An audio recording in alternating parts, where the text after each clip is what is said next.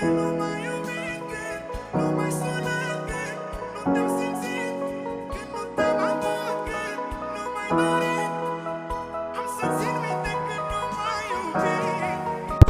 tu mi-ai furat o vilă, o mașină, o urmă de speranță să mai ies la lumină. Nu mai spune tu ce e bine și ce nu, nu vorbi de dreptate că nu știu ce înseamnă frate. Nici o vrăjeală, nu e nicio caterincă. Fur de la tine, înțelegi de ce? Încă un copil curăț într-un magazin a 4 ani. Nimic n-am greșit, sunt doar un om în fața ta. Te roagă să-l iubești, dar tu râzi mai ca altceva. Asta-s e un nebun să te cred că te pot avea. Tu sânge împărătești și eu lăudar la nunta ta.